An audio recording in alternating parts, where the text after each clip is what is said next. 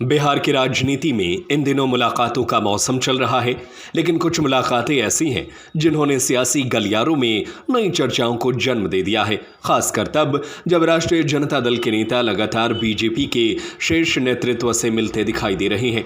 राज्य में सम्राट चौधरी के मुख्यमंत्री बनने के बाद से विपक्षी खेमे के कई नेताओं का उनके प्रति बढ़ता सॉफ्ट कॉर्नर अब राजनीतिक बहस का विषय बन गया है। सवाल ये उठ रहा है कि ये मुलाकातें सिर्फ शिष्टाचार हैं या फिर बिहार की राजनीति में किसी बड़े बदलाव की आहट। हाल ही में वारिसलीगंज से राजद विधायक अनीता महतो ने मुख्यमंत्री सम्राट चौधरी से मुलाकात की। इस मुलाकात के बाद राजनीतिक हलकों में चर्चा तेज हो गई कि क्या अनीता महतो भाजपा में शामिल होने की तैयारी कर रही हैं। हालांकि उन्होंने सार्वजनिक तौर पर ऐसी किसी संभावना से इनकार भी नहीं किया और न ही पुष्टि की। उनके करीबी सूत्रों का कहना है कि मुलाकात पूरी तरह क्षेत्रीय विकास कार्यों को लेकर थी।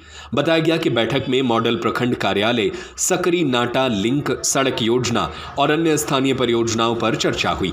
लेकिन बिहार की राजनीति में जब विपक्षी नेता सत्ता पक्ष के शीर्ष नेतृत्व से मिलते हैं तो सिर्फ विकास की बातों तक चर्चा सीमित नहीं रहती, खासकर तब जब विधानसभा चुनाव नजदीक हो और दल बदल की अटकलें पहले से हवा में हो। यही वजह है कि अनीता महतो की मुलाकात को लेकर राजद खेमे में बेचैनी महसूस की जा रही है। इसी बीच भोजपुरी फिल्म इंडस्ट्री के चर्चित अभिनेता और राजद के पूर्व विधानसभा उम्मीदवार खेसारी लाल यादव के भाजपा नेताओं से मुलाकात ने भी नई अटकलों को जन्म दे दिया।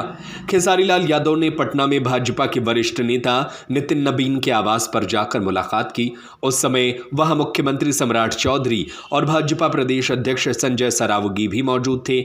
चुनाव हारने के बाद भाजपा के शीर्ष नेताओं से हुई इस मुलाकात को राजनीतिक संकेत के तौर पर देखा जा रहा है।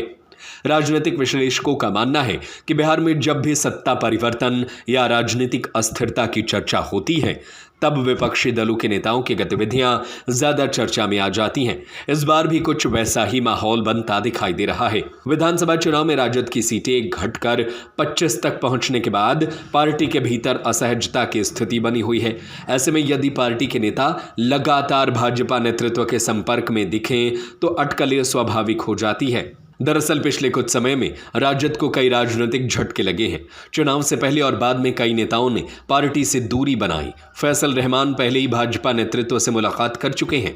वहीं प्रहलाद यादव, चेतन आनंद और पूर्व विधायक रितु जायसवाल जैसे नेताओं के पार्टी छोड़ने के बाद राजद नेतृत्व पर दबाव और बढ़ गया है। ऐसे माहौल में किसी भी नेता की भाजपा नेताओं से मुलाकात पार्टी के भीतर बेचैनी पैदा कर रही है। हालांकि राजद नेताओं का कहना है कि हर मुलाकात को राजनीतिक रंग देना ठीक नहीं है। उनके अनुसार जनप्रतिनिधियों का सत्ता पक्ष के नेताओं से मिलना लोकतांत्रिक प्रक्रिया का हिस्सा है और विकास कार्यों के लिए संवाद जरूरी है। लेकिन बिहार की राजनीति में समय और संकेत दोनों काफी मायने रखते हैं। यही कारण है कि इन मुलाकातों को सिर्फ औपचारिक मानने को लेकर लोग सहज नहीं दिख रहे हैं। फिलहाल राजद और भाजपा दोनों की ओर से इन मुलाकातों को लेकर कोई आधिकारिक राजनीतिक बयान सामने नहीं आया है, लेकिन बिहार की सियासत में चर्चाओं का बाजार पूरी तरह गर्म है। अब सबकी नजर इस बात पर टिकी है कि आने वाले दिनों में ये मुलाकात केवल तस्वीरों तक सीमित रहती है या फिर बिहार की राजनीति में कोई नया समीकरण देखने को मिलता है।